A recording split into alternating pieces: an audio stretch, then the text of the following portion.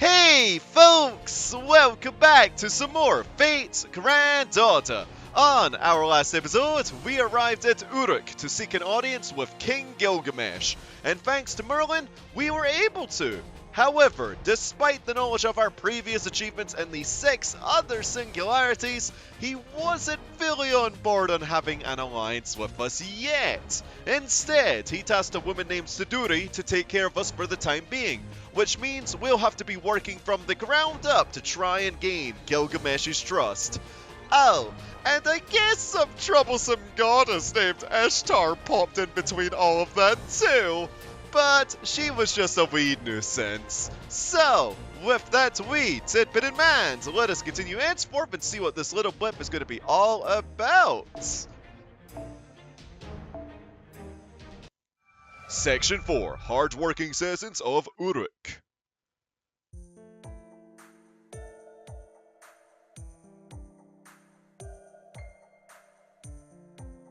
Oh, so this is gonna be our abode for the time being, huh?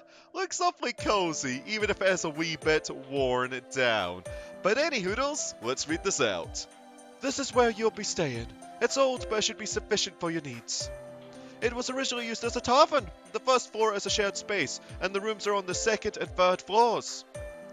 Oh, I didn't think you'd lend us a whole building. Thank you, Siduri. Isn't this great, Master? 3 days after our race shift and we already have a home to call our own. Yeah, but we've gotta work to earn rent. Don't worry, we don't charge rent. We'll also provide you with the basic essentials. Ah, that's awfully nice of you. And it's also the ideal place to set up a summoning circle. I imagine this is going to be your base this time, Dave. It's the Chaldean Embassy. We can all live here. Senpai, Merlin, Anna, Fu. A hideout for the 4 of us, including Lady Mash, plus 1 beast. I have a room in the ziggurat, but this place looks more fun. Let's go take a look at the 2nd floor. This may be a short stay, but it's important to choose rooms. Oh, she's not happy right now. Why don't you go look too, Anna? No, it's fine. I'm fine anywhere as long as I have a place to sleep. Alright, it's unsettling to be stared at, so I'll go look. I need to watch over Merlin anyway. He has too many secrets. So they both went upstairs, huh? Let's get our work done too. Mash, get the circle ready. It'll make navigation a little easier too. Right, deploying round table, anchoring ley line coordinates. Okay, is that my cue? It's time for your circle setup mini lecture. In this episode of Magica Craft Trivia, we'll cover the Age of Gods and Divine Spirits. Since you're in the B.C. period known as the end of the Age of Gods, it's the perfect subject. I told you about Divine Spirits before, so this time, let's talk about the Age of Gods. Mages call the magical energy that fills the atmosphere mana. The further back in time you go, the more of there is. Think of it as the magical energy of the earth itself. It was not unlike an infinite supply of gasoline for humans. On the other hand, the individual magical energy possessed by a human or heroic spirit is called Odd. This magical energy comes from special nerve tissue called a magical circuit. Remember though, the difference in skill between Odd and a human and the Earth's mana is tremendous. Mana is a vast reservoir of energy, and Odd is just a tiny little drop. And since the start of the AD era, the amount of mana has been steadily decreasing. As a result, in the 21st century, mages practice their mystics using Odd alone. We'll skip over why there's less mana for now. It's got to do with the island of Britain, so I'm sure it'll come up eventually. Anyway, in the Age of Gods, mana was everywhere, and there wasn't just more of it, it was more potent too. Mana in the AD era is called ether, the 5th imaginary element. It's artificial magical energy, you see. Before the AD era, human civilization was still in development, and magical energy was called something else. True ether, the power that gave birth to planets and formed the stars, the true 5th element. This true ether is the root that forms the gods. It wasn't humans who ruled this era, it was the gods, or you could call them nature, or concepts if you like. Gods in the sky, gods on the earth, gods in the sea, love was a god, hate was a god, death and battle also had gods. The laws of nature were among the many authorities wielded by the gods. The worlds belong to them. You could even say the gods formed many aspects of this world. There are differing opinions as to whether the gods spoken of in legends, faiths, and religions in the modern world are the same beings. But modern mages at least believe that many legends are interpretations of things that took place during the Age of Gods. The gods truly existed, however. With the arrival of the Age of Man, they vanished. These disappearances came in the three stages: decline, parting, and opportunity. The opportunity phase took place around the 7th century BC. A great disaster around 14,000 years ago supposedly caused prehistoric mythological civilizations to weaken, hence the decline phase. You're in the 2600 BC, the parting phase, at the end of the Age of Gods, when gods and humans went their separate ways. Mesopotamia is no exception. As it happens, the Mesopotamian gods came up with their own way of trying to continue the Age of Gods, but a single king ruined their plans. A king created to bind man and the gods together, part man, part god, the man they hoped would be the wedge of the heavens. Gilgamesh, the king of heroes. But instead, he chose a path opposite to the one the gods had laid out for him. He chose to distance himself from the gods. Gilgamesh's rebellion caused the gods of Mesopotamia to gradually lose their power, and in time they vanished from the surface of the earth. Even in this era, the gods are gone. They fulfilled their role and vanished. The present theory is that they exist as hollow divine spirits on a higher plane, watching over the world. The true gods have vanished from this world, leaving behind only shadows. In 1,000 years, those shadows will be gone, replacing the minds of humans only by legends. That's why I thought you wouldn't run into any living gods. I was shocked to see you'd find an alliance of goddesses. From the data I just saw, Ishtar's spirit origin was extremely close to the real thing. A god's authority is a mystic far beyond magecraft. You could call it a manifestation of omnipotence. We're not sure who your true foe is in that era, but it's clear that the goddesses aren't on your side. Be careful, Dave. I know I'm wasting my time saying this, but don't do anything too crazy, okay? Oh, that was very interesting. Thank you kindly, Da Vinci-chan. Did everyone get some ale? Dave and Masha minor, so they get a fruit water. I'm a minor. Excuse me. I would love some booze. I'm sorry, I'd prefer water too. Ale is so better. Oh, how thoughtless of me. I do was servant, so I didn't think about it. How about the smoke instead? It's got honey in it, so it's sweet. I don't like sweet things either, but okay, thank you. Ah, that's a cute smile. Okay, everyone, I'd like to have a quick toast to celebrate Dave's new job with the Uruks. Ready, everyone? Cheers! Cheers! Wow, that's good stuff, especially after half a day of cleaning. Hard work is the best way to make booze taste good. I live for this kind of thing. This is delicious. I don't like sweet stuff. And Merlin took the corner room. It's not fair. If I get a chance, I think I'll murder. Okay. Drastic times call for drastic measures, huh? Cheers, senpai. This fish is very good. They say it was caught in the river, but it doesn't taste muddy. In fact, it's quite firm. Oh, the slime is nice and juicy too. How did they flavor it without spices? So mysterious. My curiosity may never be satisfied. You're enjoying yourself, Mash. Yes, and it's all because... What? Is she? Yo! That's Nicole! I've always wanted to see more of you. Yes! Fate must have brought us together again. Lord Dave, here, have a drink. Becky? Girl! Haven't seen much of you, so I welcome thee. Ushiwakamara, you mustn't go pouring ale for Dave. And I think you should limit your own drinking as well, just like your sense of taste. You cannot handle liqueur very well. Do not tell me you forgot how you embarrassed yourself on the bridge in Uruk yesterday. Ha ha ha! You didn't quite jump over 8 ships, more like 6, or maybe 5. You did a somersault into a big jump, and then landed so hard you split the bridge in 2. Ha ha ha! That was crazy! Ha ha ha! Fine, sit down, turn away from me and stare at your feet, Binky. I've heard your warning. By the way, you never seem to stop talking. Is it because you sense you're impending death? I may die tonight, and so I should say everything that's on my mind. Is that your logic? Perfect, I shall help you with your beheading. Oh! And then I popped my head down at the last second, as a pie trick I like to call Whack-a-Benke. Oh, oh, oh, did you like that, Lord Yoshitsune? The trick is to pop your head down like a turtle. A turtle!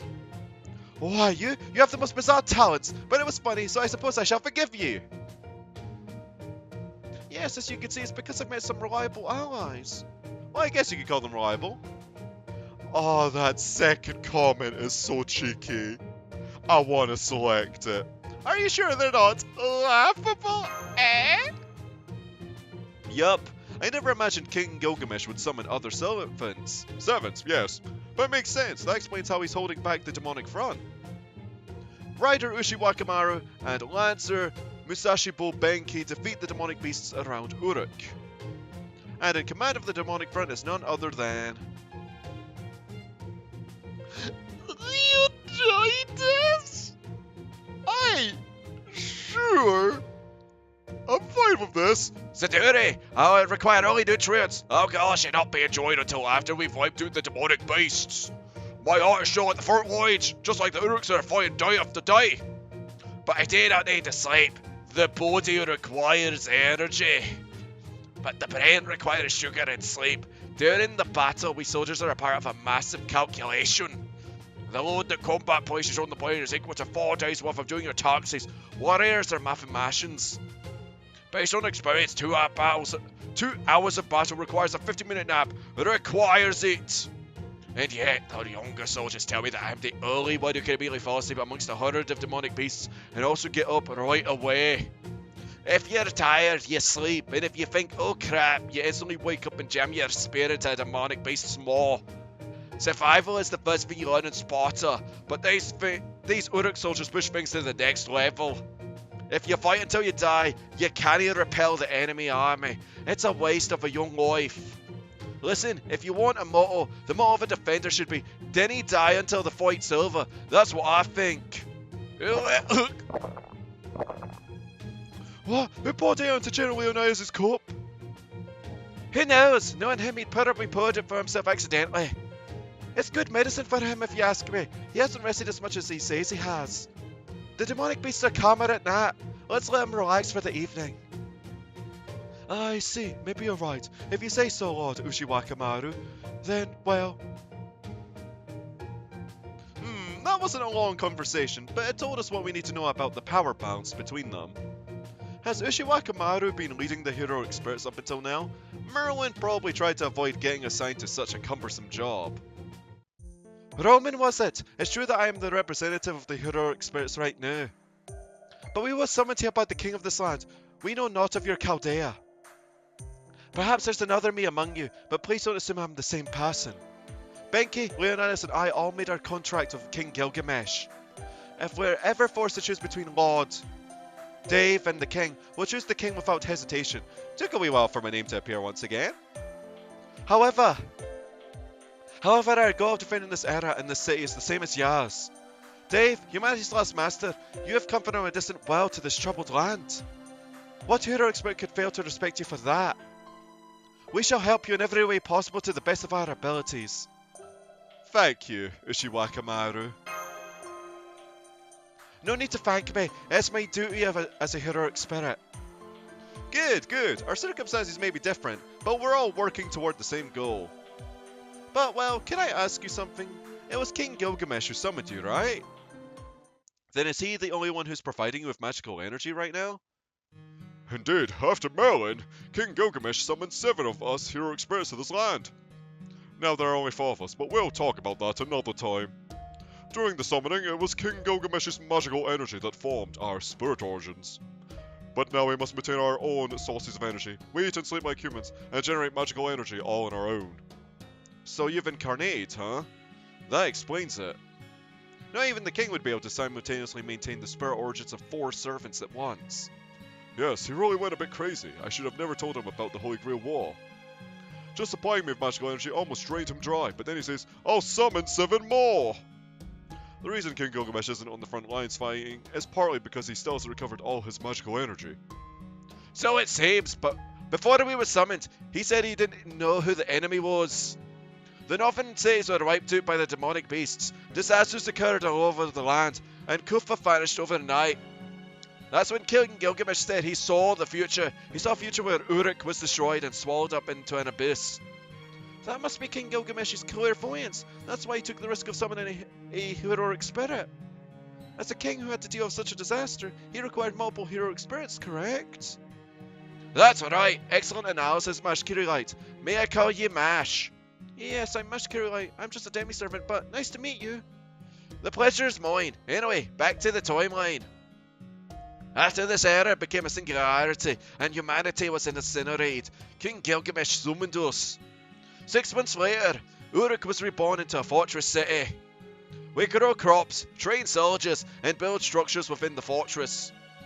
A monetary system was established purely as an emergency measure for the war, all while we struggle against this unknown enemy. That's pretty amazing.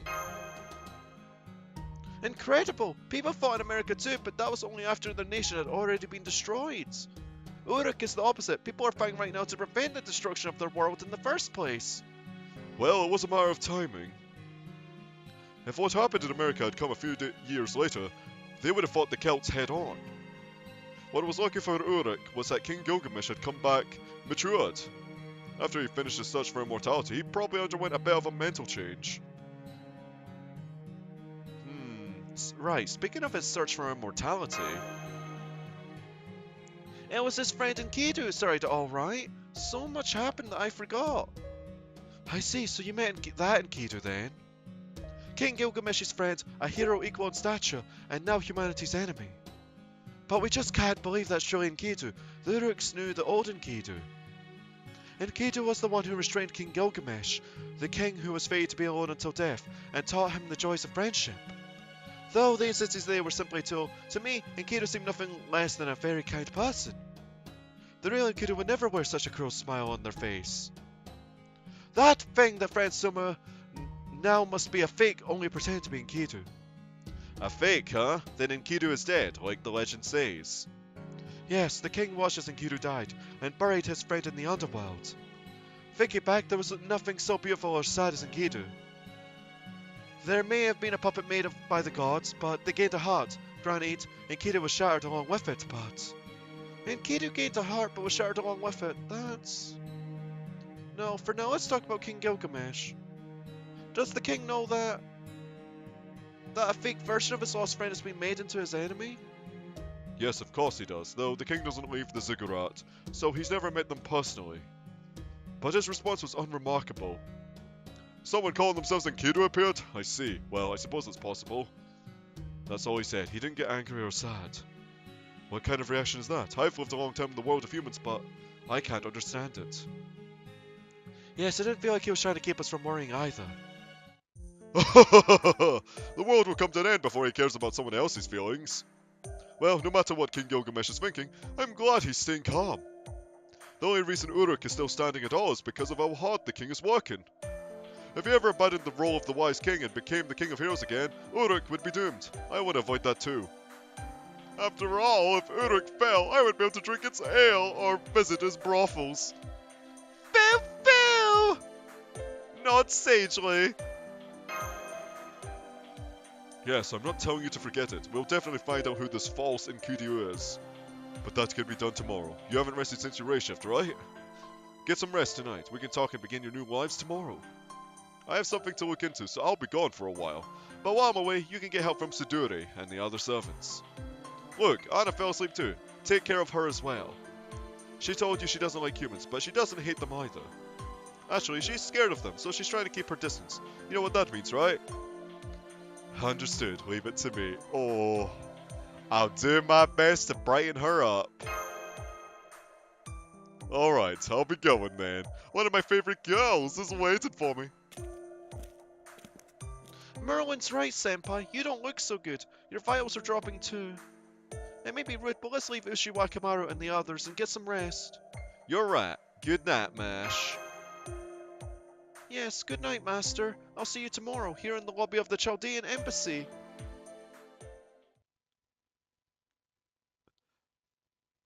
I liked that scene.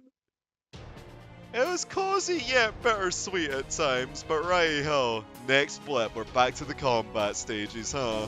Senpai? And we can bring Anna to this one too. Oh, bye! I think I'll take it up on that offer, eh? Because, I'll say this right now, any excuse I have to use her is one that I'll be taking. I would have done the same with Bedivere had I had a leveled up one in Camelot. Any oodles? Good morning, Senpai. You must have slept well last night. Oh, she looks so groggy. Good morning. Both of you are early risers. So amazing. We're just swapping out the staff over here too. Good morning, Dave. Phil. Morning, everyone. It seems we're all here. Very well, let me give you your assignment, Dave. Today's task is from Mr. Lamont at the ranch. Apparently he wants help shearing his sheep. Ah, shearing sheep? Shearing sheep? That's such a menial chore! It isn't a menial task. Wool is priceless. It is a valuable commodity for trades. Sheep are normally shorn 2 or 3 times a year, but the shorter the cycle, the greater the profits. Mr. Lamont's main assets are his 180 sheep. If it takes 4 hours to shave one, he can shave 4 a day at most. In other words, it would take Mr. Lamont over a month to shear all the sheep by himself. A whole month. If this could be shortened to 10 days, do you see how much of a difference in profit it would make? So it's like a shipment coming in a month late. That analogy is really the opposite, but I see what you mean. It's the age of the Fast and Furious, or rather, the Rast and Furious. Oh, you just had to make a pun! Understood. Leave it to us. Let's do this, Master. I like your enthusiasm. Now then, here's your referral letter. Sheep are nice, Mash. They are very fluffy this time of year. So they are fluffy. This will be one tough mission. Phil! A new challenger appears! Oh, that's right. I forgot to mention that the ranch is on the outskirts of Uruk. There are reports of previously undocumented demonic beasts roaming that area. Please be careful. We shall. By that I mean, we have to beat up some beasties before shearing some sheepies. Hey, I can do puns too.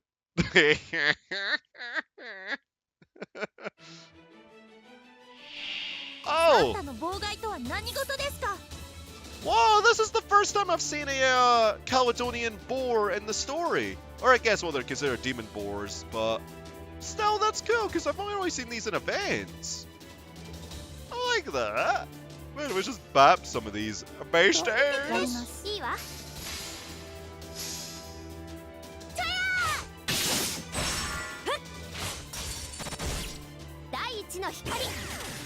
What down? Okay, that wasn't very kind of you, sir. I think this will be sufficient of you.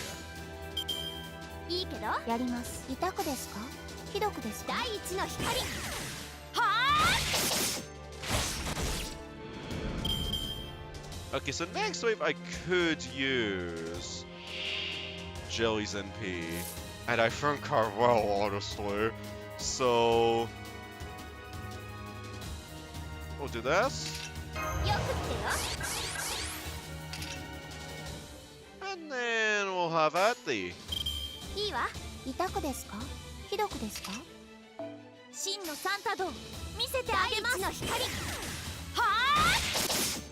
There we go, got a tiny bit of NP gain out of it too.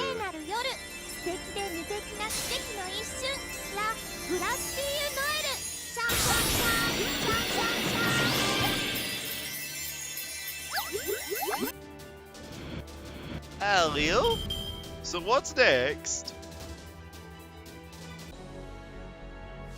Oh! A Shadow David, and oh gosh, no, that is...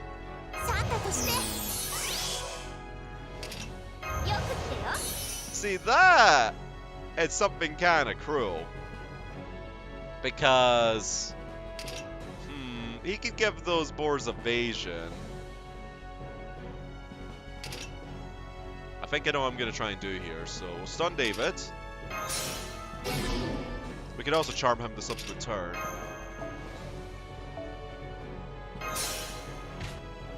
Bring in mash. Do a wee taunt. ステータスアップ。これで足ります。まだ倒れません。 And I think I'm gonna have to try and get a noble phantasm here as well. なるほど。 I can get a bit more jelly stuff as well, so we'll do it like this. 論理的です。仕方ありません。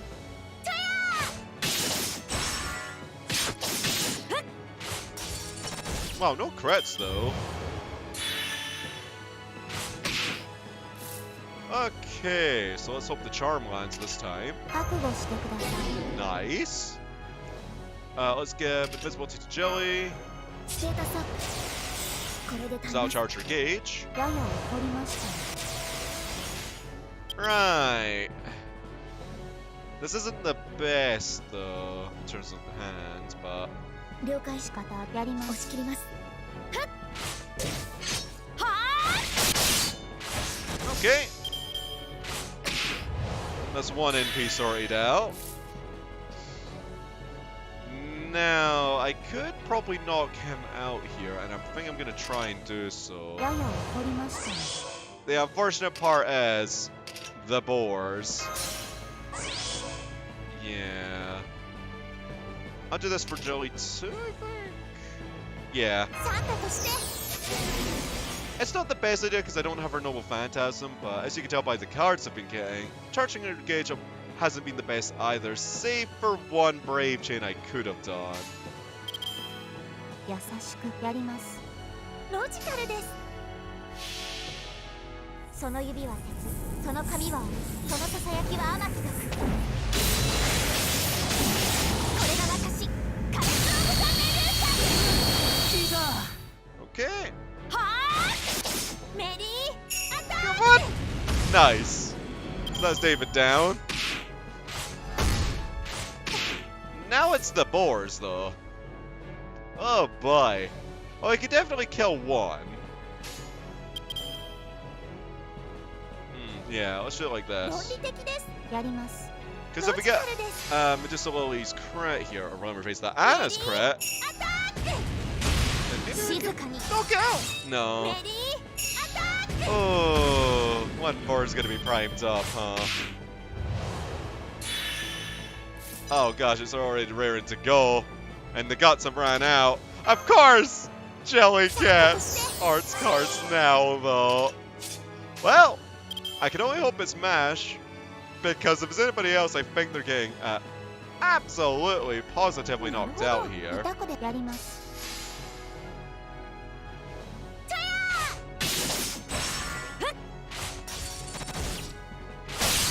There we go. Who's it gonna be? Okay, it was MASH.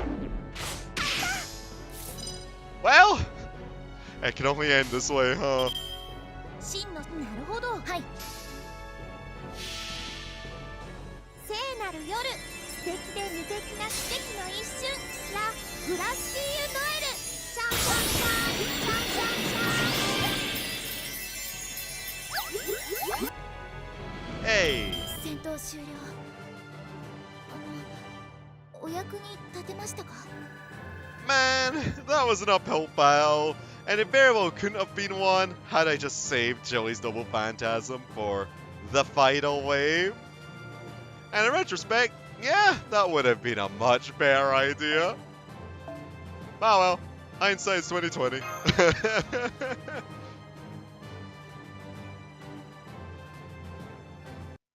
Is that how the saying goes? Who the heck are you? Hey, I owe you one. Our help was against those vermin. I only expected you to keep watch as I was sharing, but I never imagined you'd exterminate them. I spent up alliance from the elites working directly for the king. Help me again sometime. Here's free sheep silver. Oh, don't I have sheep to share, you ask? Well, the circumstances have changed. Well, the girls from the Sacred Temple wanted to try shearing so much that they're willing to pay me silver for it. So the other sheep were reserved for them. Who knew that shearing sheep would become a business unto itself? Oh, brother, that's sure weird.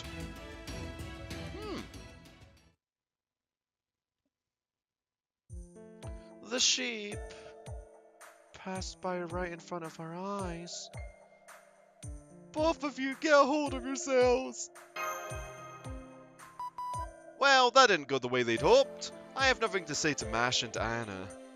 Must be a side effect of the sudden introduction of a monetary system and the ability to buy entertainment. It is an effective method of livening up a city, but it might be about 500 years too early. Yes, I believe security deposits of silver began thriving from around the Akkadian periods, but they didn't exist in the early dynastic periods. It's not that King Gilgamesh is at fault, but perhaps it was too early for the citizens of Uruk. I agree, Mash. The monetary system is bad civilization. Reservations are terrible. Even here, the meme takes form.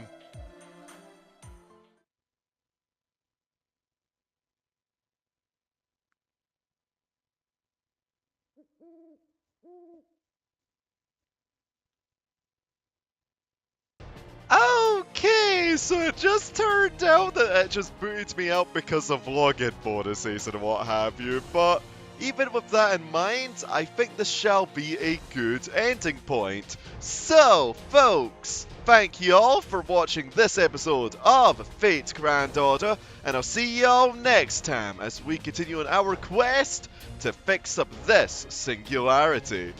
Ta-ta for now.